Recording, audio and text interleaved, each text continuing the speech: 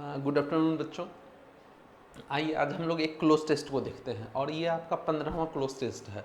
इससे पहले हम लोगों ने 14 क्लोज टेस्ट को सॉल्व कर चुका, हम लोगों ने कर लिया है सॉल्व। ठीक है, आज आपका ये 15वां क्लोज टेस्ट है और आपको हर बार यही चीज़ एक बतलाते हैं, एक बात आपको हर बार बतलाते हैं। और वो क्या बतलाते हैं कि जब भी कोई क्लोज टेस्ट को सॉल्व कीजिए तो एक बार क्लोज टेस्ट को क्या करना चाहिए, पढ़ लेना चाहिए। और जब आप क्लोज टेस्ट को पढ़िएगा तब आपको पता चल जाएगा कि वो क्लोज टेस्ट किस बारे में कहा गया है। कभी कभी क्या होता है कि आपको क्लोज टेस्ट लंबा सा क्लोज टेस्ट दिया हुआ रहता है, तो लंबा क्लोज टेस्ट को आप पूरा पढ़िएगा तो बहुत टाइम लग जाता है, तो पूरा नहीं पढ़िए। आप 2-3 ब्लैंक जो है केवल वहीं तक पढ़िए, इसी से आपको आइडिया मिल जाएगा कि उसमें किस बारे में बात कहा गया है। ठीक है ना, तो क्लोज टेस्ट को एक बार पढ़ लेना चाहिए। इससे क्या होता है कि हमको आइडिया मिल जाता है कि वो किस बारे में ये क्लोज टेस्ट कहा गया है। ठीक है ना, जिस बारे में कहा जाता है मैक्सिमम ऑप्शन भी उसी से रिलेटेड होता है। इससे पढ़ने से और क्या फायदा होता है, हमको उसका टेंस पता चल जाता है कि वो किस टेंस में क्लोज टेस्ट लिखी गई है। अगर क्लोज टेस्ट प्रेजेंट टेंस में लिखी गई है तो मैक्सिमम ऑप्शन प्रेजेंट टेंस का होगा, अगर क्लोज टेस्ट पास्ट टेंस में लिखी गई है तो मैक्सिमम ऑप्शन आपका पास्ट टेंस का होगा। ये चीज होता है। ठीक है, और एक बात और ध्यान रखना है, जो ब्लैंक दिया हुआ रहता है, ब्लैंक के ठीक पहले और ठीक बाद वाले वर्ड को हमेशा गौर करना चाहिए। मैक्सिमम करीब 60 to 70% क्वेश्चन आपका इसी से सॉल्व हो जाता है, ठीक पहले और ठीक बाद वाले वर्ड से ही रिलेटेड रहते हैं मैक्सिमम क्वेश्चंस। ठीक है, तो उस पर ध्यान देना है। तो ये सब कुछ बातें हैं जिस पर कि हमको ध्यान देना चाहिए और इससे हम अच्छे से क्लोज टेस्ट को क्या कर सकते हैं, सॉल्व कर सकते हैं। और एक सबसे इंपॉर्टेंट बात, अगर आप क्लोज टेस्ट को थॉरली सॉल्व करना चाहते हैं, अच्छे से सॉल्व करना चाहते हैं, तो आपको रीडिंग हैबिट डालनी चाहिए। रीडिंग हैबिट, कुछ भी पढ़िए, इंग्लिश में कुछ भी पढ़िए, कोई भी स्टोरी बुक पढ़िए, लोअर क्लास का, 5 का, 6 का, 7 का, किसी भी क्लास का एकेडमिक बुक पढ़िए। एकेडमिक बुक ज़्यादा फायदा करता है, स्टोरी बुक ज़्यादा फायदा करता है। इससे क्या होगा कि आपको उसको समझने में, क्लोज टेस्ट के थीम को समझने में मदद मिलती है। तो पढ़ने की आदत डालिए। अगर आपको पढ़ने की आदत है, ठीक है, तो क्लोज टेस्ट सॉल्व करने में आपको बहुत मदद मिलती है। तो ठीक है, ये सब बात ही बात है। चलिए हम लोग क्लोज टेस्ट को सॉल्व करते हैं। ये आपका क्लोज टेस्ट है। ठीक है ना, ये आपके एसएससी का पूछा हुआ क्वेश्चन क्लोज टेस्ट है और इसको हम लोग देखते हैं। तो पहले एक बार आप इसको सॉल्व कर लीजिए, एक बार आप इसको खुद से सॉल्व कर लीजिए, फिर जब हम डिस्कस करेंगे तब आप देखिएगा कि कितना आपका सही हुआ है, कितना आपका गलत हुआ है। तो आपको 10 सेकेंड का समय दे रहे हैं, वीडियो को पॉज कीजिए और एक बार खुद से सॉल्व करके देखिए कितना सही है, कितना गलत है। ठीक है, तो जल्दी से एक बार देख लीजिए।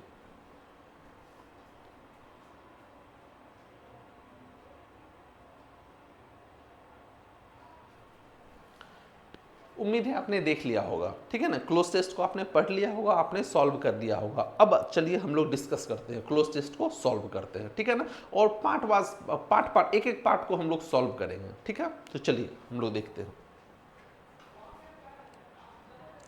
ये देखिए, यहां पर लिखा हुआ है most animals including great cats. देखिए एक बात सबसे पहले समझिए, देखिए यहां पर मोस्ट का यूज हुआ है। मोस्ट का यूज जो होता है कई अर्थों में होता है। मोस्ट जो होता है एक आपका सुपरलेटिव डिग्री के अर्थ में भी यूज होता है। ठीक है ना, एडजेक्टिव के साथ आता है मोस्ट, जैसे द मोस्ट ब्यूटीफुल बोलते हैं ना, द मोस्ट ब्यूटीफुल गर्ल। तो अगर मोस्ट का यूज सुपरलेटिव बनाने के लिए किया जाता है, ध्यान दीजिएगा, अगर मोस्ट का यूज सुपरलेटिव बनाने के लिए किया जाता है तब उसके पहले हमेशा द का यूज होता है, द मोस्ट ब्यूटीफुल गर्ल। लेकिन अगर मोस्ट का यूज किसी नाउन के साथ हो, किसी नाउन के पहले हो, तब उसके पहले द कभी मत लगाइएगा। ठीक है ना, मोस्ट बॉयज का मतलब, जैसे कि हम लोग लिखते हैं मोस्ट बॉयज, मान लीजिए कि हमने यहां पर लिखा मोस्ट बॉयज, हमने यहां पर लिखा मोस्ट बॉयज, तो अगर मोस्ट बॉयज का अर्थ हो गया अधिकांश लड़के, अधिकांश लड़के। तो अगर मोस्ट का यूज किसी नाउन के साथ होता है तो ध्यान दीजिएगा उसके पहले द का यूज कभी मत कीजिएगा। लेकिन अगर मोस्ट का यूज किसी एडजेक्टिव के साथ होता है, यानी कि उसको सुपरलेटिव डिग्री बनाने के लिए होता है, तब वहां पर द का यूज किया जाता है। जैसे हम लोग बोलेंगे द मोस्ट इंटेलिजेंट बॉय, जैसे कि हम लोग बोलते हैं द मोस्ट इंटेलिजेंट बॉय।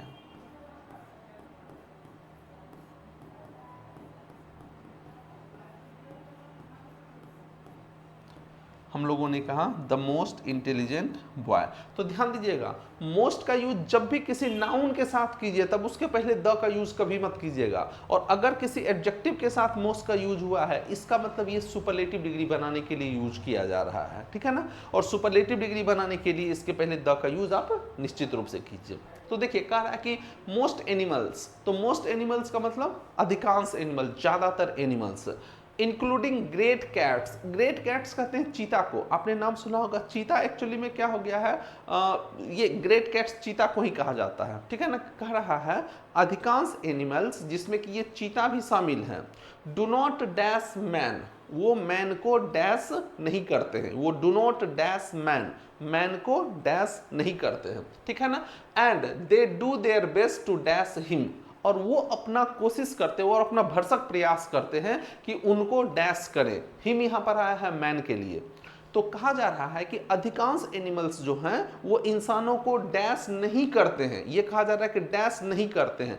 क्या नहीं करते हैं, हमको ये देखना है कि इंसानों को क्या नहीं करते हैं। ये कहा जा रहा है क्या इंसानों को, देखिए आगे देखिए कह रहा है कि दे, और आगे देखिए पहले ऑप्शन को छोड़िए, बाद वाले ऑप्शन को देखिए। कह रहा है कि and they do their best, और वो अपना कोशिश करते हैं, भरसक कोशिश करते हैं कि उनको डैश करें। हिम का मतलब इंसान हुआ, इंसानों को डैश करने की कोशिश करते हैं। अब देखिए दूसरा ब्लैंक में देखिए, इंसानों को क्या करने की कोशिश करते हैं, किल करने की कोशिश करते हैं, अवॉइड करने की कोशिश करते हैं। शर्क, शर्क मतलब होता है काम से जी चुराना, ठीक है ना, काम से जी चुराना। तो काम से जी चुराना ये तो ऑप्शन ऐसे ही गलत हो गया, यहां पर ये आउट ऑफ कॉन्टेक्स्ट है। ये काम से जी चुराना ये वाला ऑप्शन तो आपका ऐसे ही गलत हो गया।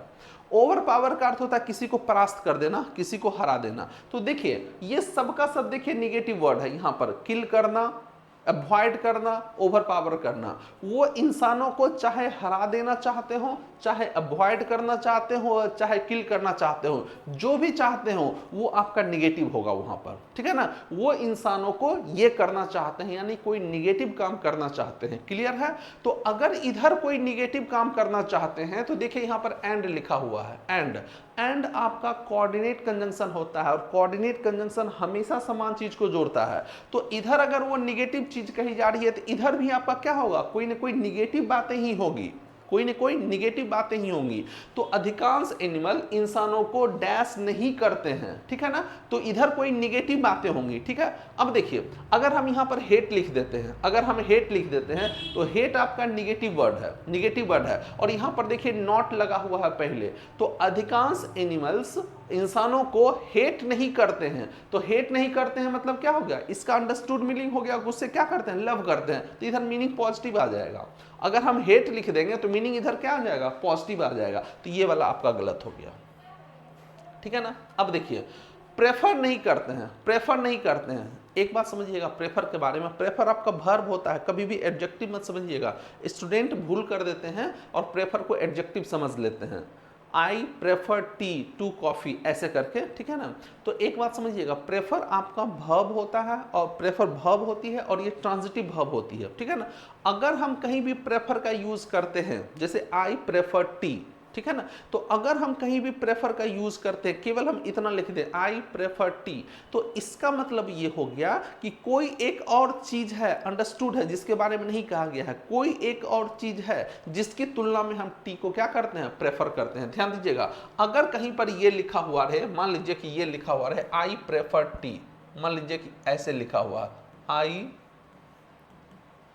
प्रेफर टी, केवल ये लिखा हुआ है, तो ये भी सेंटेंस आपका सही है, ये सेंटेंस गलत नहीं है, सही है। देखिए आई सब्जेक्ट, प्रेफर वर्ब, और टी आपका क्या हो गया, ऑब्जेक्ट। तो अगर कहीं पर ये लिखा होता है आई प्रेफर टी, तो इसका अर्थ हो गया कि मैं चाय को पसंद करता हूं, और कोई एक और चीज है उसकी तुलना में मैं चाय को पसंद करता हूं। तो अगर कहीं पर प्रेफर का यूज किया गया है, इसका मतलब दो चीज निश्चित रूप से होगा, और उस दूसरे चीज की तुलना में हम लोग इस चीज को क्या करते हैं, ज्यादा प्रेफर करते हैं।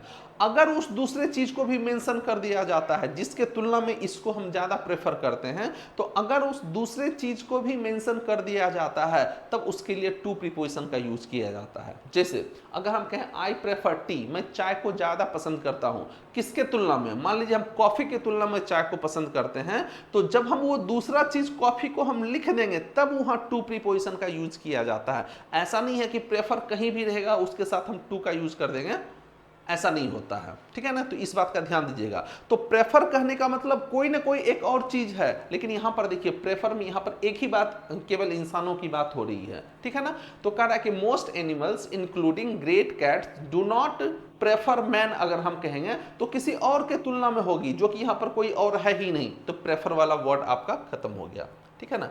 एडमायर का अर्थ होता है प्रशंसा करना। इंसानों, जानवरों के केस में एडमायर, जानवर किसी की प्रशंसा नहीं करते हैं, ये ह्यूमन कैरेक्टर है। एडमायर करना जो है वो ह्यूमन कैरेक्टर है, ठीक है ना। इसका यूज एनिमल्स के लिए नहीं किया जाता है। तो अधिकांश एनिमल्स इंसानों को, मैन को एडमायर नहीं करते हैं, प्रशंसा नहीं करते हैं। ये आपका ऐसे ही गलत हो गया, ये वाला आपका गलत हो गया। अब क्या बचा? लाइक। तो अधिकांश एनिमल्स जो हैं वो इंसानों को लाइक नहीं करते हैं, वो मैन को लाइक नहीं करते हैं। तो आपका यहां पर आंसर क्या हो जाएगा? लाइक हो जाएगा, ठीक है ना। अब देखिए, अगर इंसानों को लाइक नहीं करेंगे तो उसको क्या करना पसंद करेंगे? हम किसी को लाइक नहीं करते हैं, या कोई भी आदमी किसी को लाइक नहीं करता है तो उसको क्या करेगा? क्या उसको किल करना पसंद करेगा? नहीं, ऐसा नहीं है, ठीक है ना। क्या उसको ओवर पावर, उसको हरा देगा? नहीं, ये भी नहीं करेगा। उसको क्या करेगा? अगर हम किसी को लाइक नहीं करते हैं तो हम उससे बचने की कोशिश करते हैं, हम उसको पसंद नहीं करते, जो रहने दो उसको, उससे हम बात ही नहीं करेंगे। अगर हम लाइक नहीं करते हैं तो हम क्या करते हैं? जनरली उससे हम बात ही नहीं करते हैं, उससे कोई कॉन्टैक्ट नहीं रखते, कोई संबंध नहीं रखते, उसको अवॉइड करने की कोशिश करते हैं। तो जानवरों के साथ भी यही बात है कि जानवर जो होते हैं, अधिकांश जानवर वो मैन को लाइक नहीं करते हैं और उसको क्या करते हैं? अवॉइड करने की कोशिश करते हैं। तो आपका आंसर यहां क्या होगा? अवॉइड हो जाएगा। क्लियर है? आगे देखिए। अब देखिए, अभी हमने क्या पढ़ा कि most animals including great cats do not like man and they do their best to avoid him. कह रहा है कि अधिकांश एनिमल इंसानों को लाइक नहीं करते हैं और वो उसको क्या करना चाहते हैं? अवॉइड करना चाहते हैं, उसको अवॉइड करना चाहते हैं। अब एक चीज समझिए, देखिए, माई ब्रेन टर्न्स, टर्न मतलब होता है घूमना, मेरा दिमाग घूमता है। कैसे घूमता है? राउंड राउंड राउंड, गोल गोल, मेरा दिमाग गोल गोल गोल गोल घूमता है, लाइक अ डैश। अब एक बात समझिएगा, आपको कई बार बतलाया है लाइक आपका वर्ब भी होता है और लाइक आपका प्रीपोजिशन भी होता है। जैसे हम एक सेंटेंस लिखेंगे, आई लाइक यू, हमने लिखा I like you, he likes me, हमने लिखा ही लाइक्स मी। तो अब देखिए, यहां पर देखिए, ये जो लाइक लिखा हुआ, ये लाइक वर्ब है, ये सब्जेक्ट है, ये आपका वर्ब है और ये ऑब्जेक्ट है। तो यहां पर लाइक आपका वर्ब है, लेकिन अगर हम ये सेंटेंस लिखेंगे,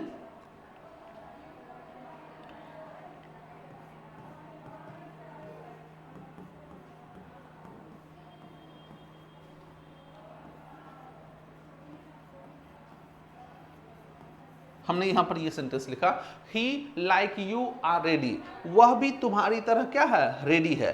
तो ध्यान दीजिएगा, लाइक जब वर्ब होता है, लाइक जब वर्ब का काम करता है, तब ये मेंटल स्टेट को बतलाता है, हमारे मेंटल स्टेट को बतलाता है और उसका अर्थ होता है पसंद करना। लेकिन जब लाइक का यूज प्रीपोजिशन के रूप में होता है, तब ये सिमिलरिटी को बतलाने लगता है कि तुम्हारी तरह। जैसे हम लोग क्या बोलते हैं? You are my sister, you are like my sister, तुम मेरी बहन जैसी हो। You are like my brother, तुम मेरे भाई जैसे हो। तो जब ये प्रीपोजिशन होता है लाइक, तब ये क्या करता है? सिमिलरिटी बतलाने लगता है। लाइक का अर्थ वहां पर सिमिलरिटी होता है, ठीक है ना, के जैसा उसका अर्थ होता है, ठीक है ना। तो यहां पर लाइक देखिए, ये जो लाइक यहां पर लिखा हुआ है, ये लाइक आपका यहां पर वर्ब नहीं है, ये लाइक आपका प्रीपोजिशन है। ये वाला लाइक आपका यहां पर क्या है? प्रीपोजिशन है। तो अगर कहीं भी कोई प्रीपोजिशन होता है तो प्रीपोजिशन के बाद हमेशा एक ऑब्जेक्ट का यूज किया जाता है। कोई भी प्रीपोजिशन बिना ऑब्जेक्ट का यूज नहीं होता है। तो ये जो यू लिखा हुआ, ये यू इसका क्या हो गया? ऑब्जेक्ट हो गया, ये यू इसका ऑब्जेक्ट हो गया। और आप अच्छी तरह से इस बात को जानते हैं कि ऑब्जेक्ट के अनुसार वर्ब नहीं आता है, वर्ब आता है सब्जेक्ट के अनुसार। तो इसका मतलब ये जो आ रहा है वो यू के अनुसार तो आ ही नहीं सकता है, क्योंकि यू क्या है? ऑब्जेक्ट है। इसका मतलब ये आ रहा है किसके अनुसार? ही के अनुसार आया है। अब आपको पता है ही के साथ आर का यूज नहीं होता, ही के साथ क्या आता है, इज आता है। तो ये आर को यहाँ से हटाइए, आर के स्थान पर यहाँ क्या लिख दीजिए, इज लिख दीजिए। अब सेंटेंस सही हो गया। तो आपने क्या सीखा, आपने ये सीखा कि लाइक आपका वर्ब भी होता है और लाइक आपका प्रीपोजिशन भी होता है। कहने का मतलब ये हो गया कि अगर कहीं भी लाइक लिखा हुआ है तो लाइक आपका वर्ब भी होगा और लाइक आपका प्रीपोजिशन भी होता है, दोनों चीज होता है। जब ये वर्ब होता है, ध्यान दीजिएगा, लाइक का यूज जब वर्ब के जैसा किया जाता है तब इसका अर्थ होता है पसंद करना। लाइक जब वर्ब होगा तब इसका अर्थ होता है पसंद करना। और जब ये प्रीपोजिशन होगी तब इसका अर्थ होता है के जैसा, के जैसा। तो जब ये प्रीपोजिशन का काम करेगा लाइक, तो इसके बाद एक नाउन निश्चित रूप से होता है। तो देखिए यहां कह रहा है कि माई ब्रेन टर्न्स, मेरा दिमाग घूमता है, टर्न मतलब घूमना, राउंड एंड राउंड, मेरा दिमाग गोल गोल घूमता है, ठीक है ना, लाइक। अब देखिए ये लाइक यहां पर आपका प्रीपोजिशन है, क्योंकि उसके बाद देखिए यहां पर क्या है, एक नाउन लिखा हुआ है। तो ये जो लाइक लिखा हुआ है, ये लाइक आपका यहां पर क्या है, प्रीपोजिशन, के जैसा कह रहा है, सिमिलरिटी शो कर रहा है। तो मेरा दिमाग गोल गोल घूमता है like a dash at this odd behaviour. ये जो ऑड बिहेवियर है मतलब क्या, जानवरों का ये जो अजीब सा बिहेवियर है उसको देखकर मेरा दिमाग जो है गोल गोल घूमता है इस चीज के जैसा। किस चीज के जैसा, अब हमको यही बतलाना है, किस चीज के जैसा। सबसे पहले हम लोग क्लाउड देखते हैं। आपको याद होगा क्लाउड गोल गोल नहीं घूमता है, ध्यान दीजिए, क्लाउड चलते जाता है, गोल गोल नहीं घूमता है। ये वाला ऑप्शन आपका खत्म हो गया। सर्किल घूमने का काम नहीं करता, सर्किल कहीं पर स्टेबल होता है, वो घूमता नहीं है। सर्किल आप घूमता नहीं है, ये गलत हो गया, ठीक है ना।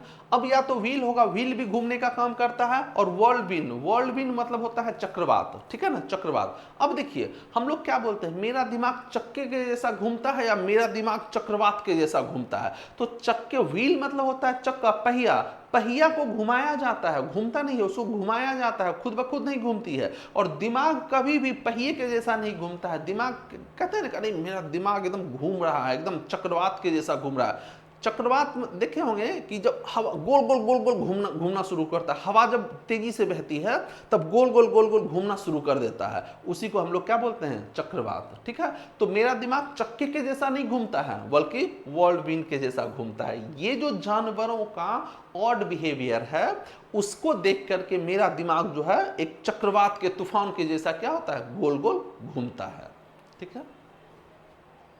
आगे देखिए, अब देखिए द एक्सप्लानेशन दैट। अब देखिए दैट आपका यहां पर कंजंक्शन है, ये जो दैट लिखा हुआ है यहां पर, ये दैट आपका यहां पर कंजंक्शन है।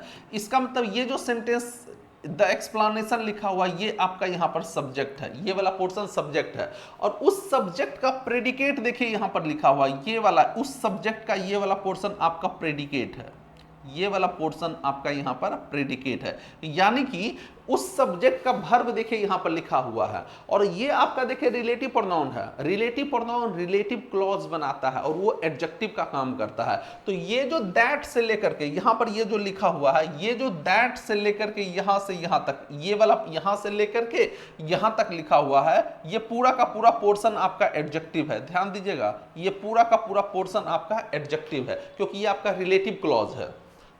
रिलेटिव प्रोनाउन जो क्लॉज बनाता है उसको हम लोग रिलेटिव क्लॉज बोलते हैं, और रिलेटिव क्लॉज आपके एडजेक्टिव का काम करता है। यहां से यहां तक ये सब का सब आपका क्या है, एडजेक्टिव है, ठीक है ना।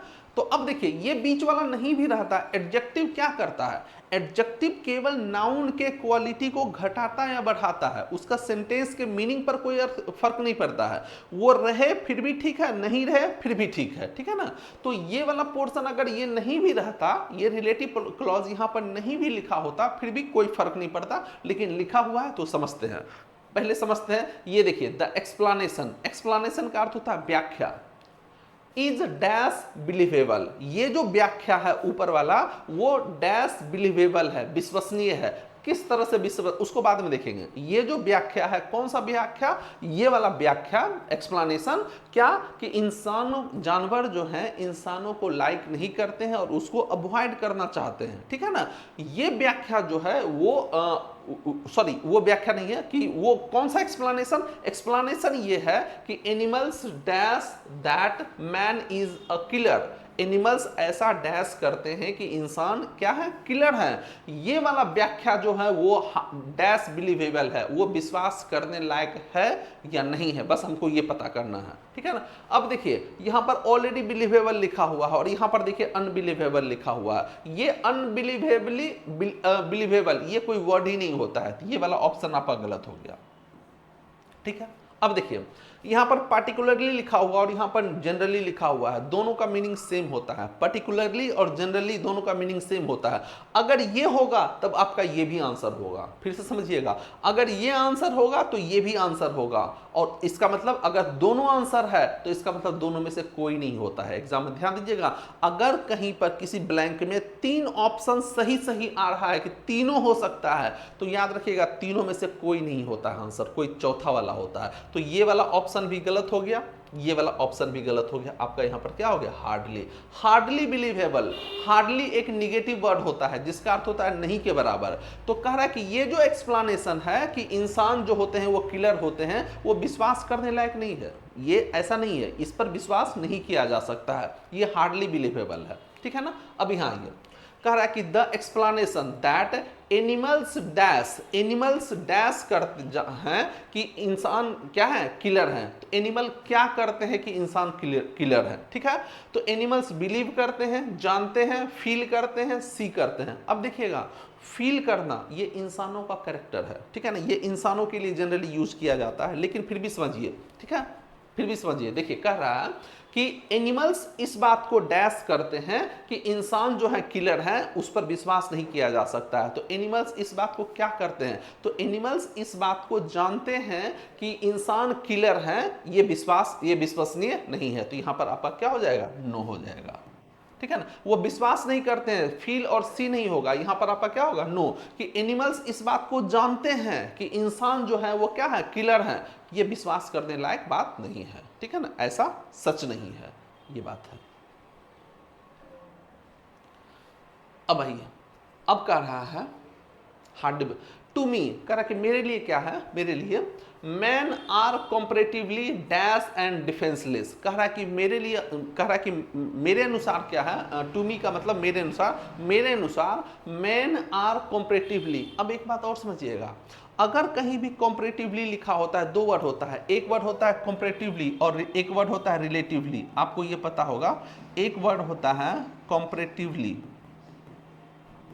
और एक वर्ड आपका होता है रिलेटिवली। अगर ये दोनों वर्ड कहीं पर लिखा होता है, अगर ये दोनों वर्ड कहीं लिखा होता है तो इसके बाद हमेशा ही पॉजिटिव डिग्री का यूज किया जाता है। इस बात को ध्यान दीजिएगा, ये कई बार क्वेश्चन पूछा गया है, कई बार। अगर कहीं भी कंपैरेटिवली या रिलेटिवली लिखा हुआ रहे तब इसके बाद हमेशा ही पॉजिटिव डिग्री का यूज किया जाता है। क्यों कंपैरेटिव डिग्री का यूज क्यों नहीं होता है, क्योंकि इसी में कंपैरिजन, ये कंपैरिजन को बतलाने वाला शब्द है, यानी कि तुलनात्मक रूप से, इसका अर्थ होता है तुलनात्मक रूप से। तो कह रहा है कि मेरे लिए ऐसा क्या है, मैं यह मानता हूं कि इंसान जो होते हैं वो तुलनात्मक रूप से, किससे तुलना की जा रही है, जानवरों से, जानवरों के तुलना में इंसान जो होते हैं डैश एंड डिफेंसलेस हैं। डिफेंसलेस का मतलब होता है जो अपनी रक्षा नहीं कर पाते हैं, जो अपनी रक्षा खुद नहीं कर पाते हैं, उसी को डिफेंसलेस कहा जाता है। अब समझिएगा, देखिए यहां पर एंड लिखा हुआ, और अभी आपको बतलाए थे कि एंड हमेशा समान चीजों को जोड़ता है। तो इधर देखिए, इधर एक एडजेक्टिव है, तो इधर भी आपका एक क्या होना चाहिए, एडजेक्टिव होना चाहिए। इधर लिंकिंग वर्ब है, ये लिंकिंग वर्ब के बाद ये एडजेक्टिव आया है, और एडजेक्टिव में किस तरह का एडजेक्टिव है, तो निगेटिव एडजेक्टिव है। तो अगर इधर निगेटिव एडजेक्टिव है तो इधर भी आपका क्या होना चाहिए, कोई ना कोई एक निगेटिव एडजेक्टिव होना चाहिए। तो देखिए कह रहा कि मैं ऐसा मानता हूं, मेरे अनुसार इंसान जो है तुलनात्मक रूप से डिफेंसलेस है और डैश है, डिफेंसलेस और डैश है। तो डिफेंसलेस और क्या है, डिफेंसलेस और क्या है, तो देखिए ये निगेटिव है, तो निगेटिव है तो स्ट्रॉन्ग और पावरफुल, ये तो आपका ऐसे ही गलत हो गया, ये दोनों आपका पॉजिटिव वर्ड है, ठीक है ना। फ्रेजाइल, फ्रेजाइल का मतलब होता है जो आसानी से टूट सके, और इसका यूज थिंग्स के लिए किया जाता है। फ्रेजाइल का यूज जैसे कि क्या होता है, ग्लास वगैरह होता है, ग्लास वगैरह क्या होता है, उसको गिरा दीजिए तो आसानी से टूट जाएगा, ठीक है ना, उसी को फ्रेजाइल कहा जाता है। लिखा हुआ भी रहता है हैंडल विथ केयर, फ्रेजाइल, ये फ्रेजाइल है मतलब आसानी से टूटने वाला। तो इसका फ्रेजाइल का यूज हमेशा नॉन लिविंग थिंगों के लिए किया जाता है, पर्सन के लिए नहीं किया जाता है। तो ये वाला आपका क्या हो गया, गलत हो गया। तो देखिए कह रहा है कि मेरे अनुसार क्या है कि इंसान जो होते हैं तुलनात्मक रूप से, यानी जानवरों के तुलना में वो क्या है, वीक और डिफेंसलेस होते हैं, वो अपनी रक्षा खुद नहीं कर पाते हैं। इंसान कभी भी अपनी रक्षा खुद नहीं, जानवरों की तुलना में, जानवर देखिएगा अपनी रक्षा खुद करते हैं, लेकिन इंसान अपनी रक्षा खुद नहीं करते हैं। उसको अगर इंसान अपनी रक्षा खुद कर पाते तो एक शेर, एक बाड़ा में मान लीजिए कि शेर रखा हुआ है, वहां पर इंसान को खाली हाथ भेज दीजिए, देखिएगा उसका फट के निकल जाएगा, ठीक है ना। तो इंसान अपनी रक्षा कब करते हैं, जब इनके पास कोई साधन होता है, कोई ना कोई आपके पास, इनके पास हथियार होता है, तब वो अपनी रक्षा खुद कर पाते हैं। लेकिन जानवरों के केस में ऐसा नहीं है, जानवर कोई हथियार लेकर नहीं चलते हैं, वो अपनी रक्षा खुद ही करते हैं। तो वही कह रहा है कि मेरे अनुसार इंसान जो है वो तुलनात्मक रूप से, यानी जानवरों की तुलना में क्या है, डिफेंसलेस और कमजोर हैं। जानवर ज्यादा स्ट्रांग है इंसानों की तुलना में, क्योंकि वो अपनी रक्षा खुद ही करते हैं। तो यहां पर आपका वीक एंड डिफेंसलेस हो जाएगा। अब देखिए कह रहा कि एनिमल्स आर मोर अजाइल, देखिए यहां पर लिखा हुआ अजाइल का अर्थ होता है फुर्तीला। कह रहा कि एनिमल्स जो हैं ज्यादा अजाइल हैं, ज्यादा फुर्तीला है, and dash than man, than man मतलब इंसानों की तुलना में, इंसानों की तुलना में एनिमल्स जो हैं ज्यादा फुर्तीला और डैश हैं। अब देखिए फिर से यहां पर देखिए एंड लिखा हुआ है, और एंड के पहले देखिए अजाइल, फुर्तीला, ये आपका पॉजिटिव वर्ड है। तो अगर इधर पॉजिटिव है तो इधर भी आपका क्या आ जाएगा, पॉजिटिव वर्ड हो जाएगा। तो कह रहा है कि जानवर जो है इंसानों की तुलना में ज्यादा फुर्तीला और डैश है। क्या है, ज्यादा फुर्तीला और डैश। डोसाइल का मतलब होता है दब्बू, ये निगेटिव वर्ड है, ये आपका गलत हो गया। ब्रिस्क मतलब भी होता है फास्ट होता है, वो नहीं, आपका क्या होगा, अलर्ट, वो ज्यादा अलर्ट है। जानवर इंसानों की तुलना में ज्यादा क्या है, फुर्तीला है और अलर्ट रहते हैं। जानवर ज्यादा अलर्ट रहते हैं इंसानों की तुलना में। देखिएगा जानवर के बगल से गुजरिए तुरंत वो चौकन्ने हो जाते हैं। तो वो इंसानों की तुलना में ज्यादा रैपिड नहीं है। रैपिड और अजाइल दोनों का मीनिंग सेम ही होता है, इसलिए रैपिड नहीं होगा आपका, यहां पर क्या हो जाएगा, अलर्ट। जानवर जो हैं इंसानों की तुलना में ज्यादा फुर्तीला और अलर्ट होते हैं, ठीक है। आगे देखिए अलर्ट, नेवरदलेस, फिर भी ये सब चीज होने के बावजूद, ऊपर देखिए सब चीज कहा जा रहा है, हर ऊपर जितनी भी बातें की गई हैं उसमें सब में जानवरों को बेहतर दिखाया गया है, इंसानों से बेहतर दिखाया गया कि जानवर क्या होते हैं, इंसान क्या होते हैं, वीक होते हैं, डिफेंसलेस होते हैं जानवरों की तुलना में, और जानवर क्या होते हैं, ज्यादा अलर्ट होते हैं, ज्यादा अजाइल होते हैं। फिर भी इन सब के बावजूद it is a fact that, और ये फैक्ट है, नेवरदलेस का अर्थ होता है फिर भी, इन सबों के बावजूद फिर भी it is a fact that, ये एक फैक्ट है कि एनिमल्स डैश अवॉइड मैन, देखिए यहां अवॉइड लिखा हुआ है, एनिमल्स क्या करते हैं, अवॉइड करते हैं, इसीलिए यहां पर देखिए अवॉइड लिखाए थे, अवॉइड। एनिमल्स क्या करते हैं, ये सब होने के बावजूद एनिमल्स हर मामले में जानवर से बेहतर हैं, फिर भी एनिमल्स जो है जानवरों को क्या करते हैं, अवॉइड करते हैं। अगर यहां पर ब्लैंक में कुछ भी नहीं लिखा होता फिर भी हमारा मीनिंग में कोई चेंजिंग नहीं आता, ठीक है। लेकिन अगर यहां पर ये लिखा हुआ है तो ये आपका वर्ब है, वर्ब को क्वालिफाई करने के लिए क्या चाहिए, एडवर्ब चाहिए। एडवर्ब चाहिए, कौन सा एडवर्ब चाहिए। अगर हम नेवर और सेल्डम लिखेंगे तो नेवर और सेल्डम आपका क्या होता है, निगेटिव वर्ड होता है, इसका अर्थ हो जाएगा वो अवॉइड नहीं करते हैं। एनिमल्स जो हैं इंसानों को अवॉइड नहीं करते हैं, लेकिन शुरू में कह दिया है कि वो उसको क्या करते हैं, अवॉइड करते हैं, इसीलिए ये दोनों ऑप्शन तो आपका होगा ही नहीं, ये दोनों होगा ही नहीं। ओकेजनली का मतलब होता है कभी कभी, वो कभी कभी ही क्या करते हैं, अवॉइड करते हैं। अगर कभी कभी अवॉइड करते हैं इसका मतलब जनरली अवॉइड नहीं करते हैं, तो ये तो मीनिंग गलत हो गया, क्योंकि शुरू में कह दिया गया है कि वो क्या करते हैं, अवॉइड करते हैं। तो ओकेजनली आपका क्या हो गया, गलत हो गया। नॉर्मली, प्रायः, नॉर्मली का अर्थ हो गया जनरली, प्रायः क्या करते हैं, अवॉइड करते हैं, क्योंकि शुरू में ही लिख दिया गया है वो अवॉइड करते हैं। तो ये सब चीज होने के बावजूद जानवर ज्यादा स्ट्रांग है, ज्यादा रैपिड है, ज्यादा अलर्ट है, ज्यादा स्ट्रांग हैं, ये सब होने के बावजूद भी जानवर इंसानों को क्या करते हैं, अवॉइड करते हैं, प्रायः उसको अवॉइड करते हैं।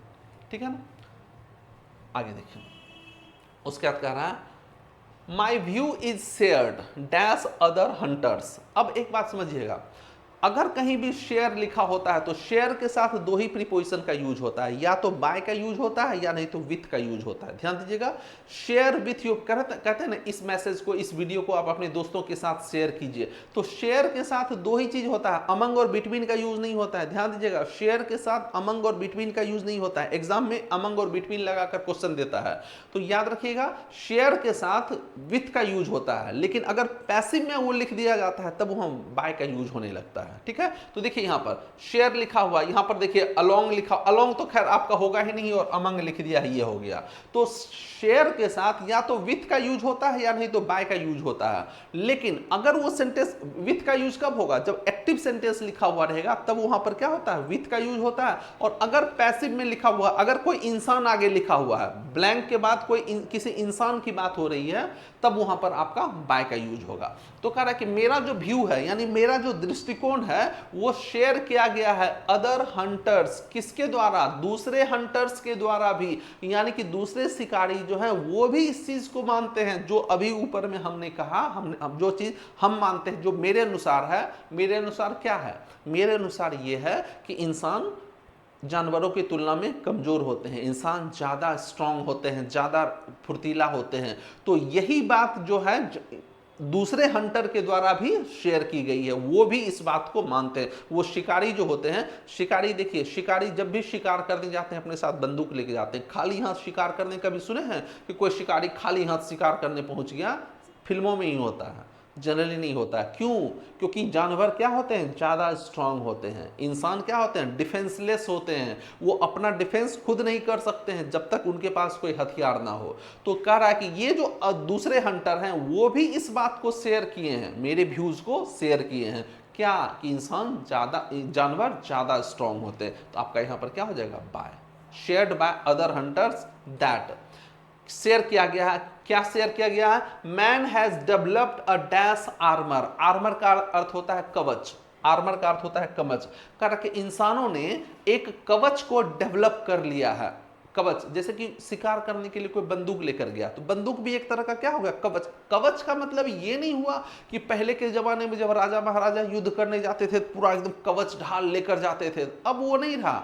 अब यहां पर क्या हो गया है, अब वो जो शिकार करने के लिए कहीं जा रहे हैं, अपने साथ हथियार लेकर जा रहे हैं, तो वही उनका कवच हो गया। वही कवच का मतलब क्या, जो किसी की रक्षा करे उसी को कवच बोलते हैं, आर्मर बोलते हैं। तो अगर आप बंदूक से आप अपनी रक्षा कर रहे हैं तो वही आपके लिए कवच हो गया। अगर आप लाठी से किसी की, अपने आप की रक्षा करें तो वही लाठी आपका क्या हो गया, कवच हो गया।